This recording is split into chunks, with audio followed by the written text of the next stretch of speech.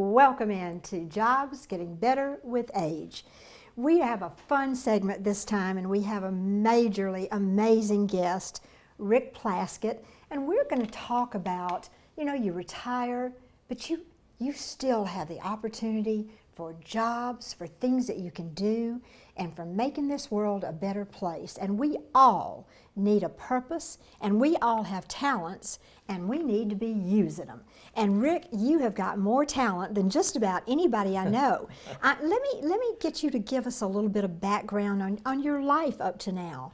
Well, my life up to now has been very interesting. I was born kind of into poverty, into a family of 7 children, and I started working, trying to eke out a little living here and there, paper routes and things like that, probably at about age 10. Right. And when I graduated from high school, I left home and set out on my own. I tried to go to college for a while, and that didn't work out too well because I was just working too hard and playing a little too much. We all did. Wound up joining the Air Force in 1966. Wow. As an enlisted guy, and I started my first real assignment in Panama City, Florida, as a matter of fact. Okay. Where I met a great guy who was an officer. His name was Jim Witt. And he was a major and a pilot and a father and a husband and a Christian and a real man. And he showed me by example all the things that I could be that I didn't even know about at the time. And I took that to heart. And in 1969, I went back to school to get my degree with a program to get commissioned. And unfortunately, he went to Vietnam to fly F-4s and never came back. Oh. But I'm carrying on his life, okay? That's a gift to be able to do for someone who is not here to do it. Right. And it's a great motivation. I do that for my son. It's wonderful. Yep. So I put in a career in the Air Force. I was a navigator, an instructor navigator in B-52s, and taught a lot of people navigation as well at Mather Air Force Base in California, and really enjoyed teaching. But I've always also enjoyed cooking. When I was a Boy Scout, I started cooking, and I started cooking for first our little pack or whatever that was really Cub Scouts, and then our patrol when it was Boy Scouts, and then it was the troop.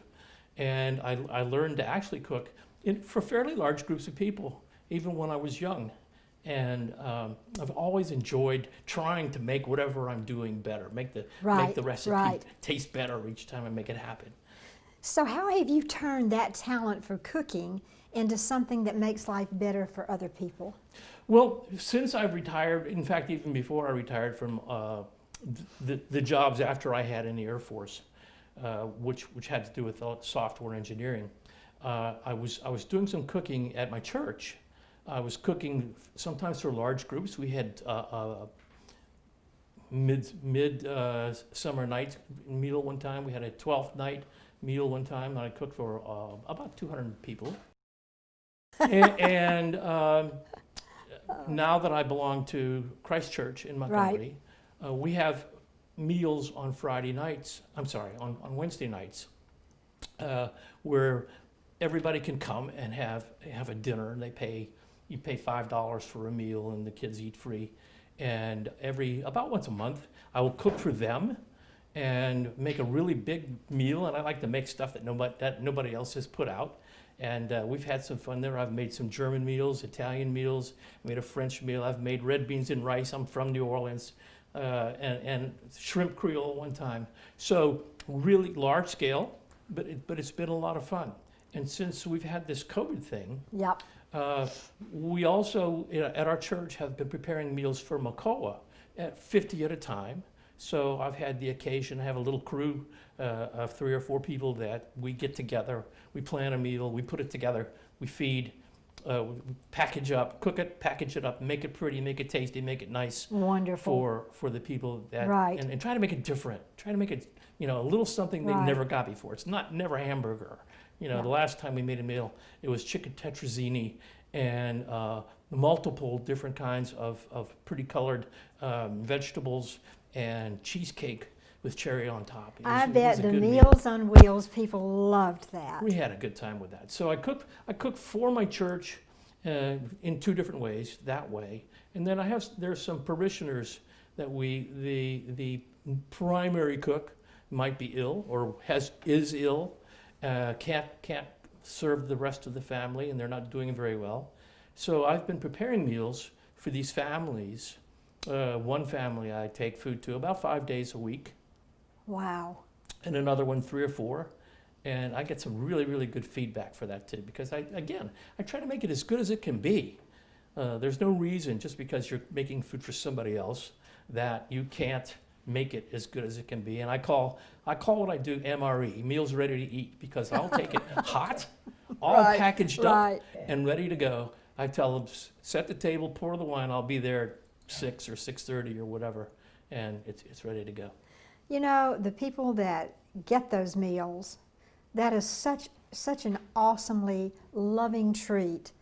But I think what we've noticed is, wow, you get back more than you give. Awesome. The Yes, feeling absolutely. for doing something for somebody else. The golden rule, it's so true. And the point being that even if we're retired, if we're a little bit older, and I'm older than you are, I'm sure, we still can make a difference and do something that is for the good of everybody. Rick, you are, Absolutely. you know what? You have become an example, just like the person who made a difference in your life.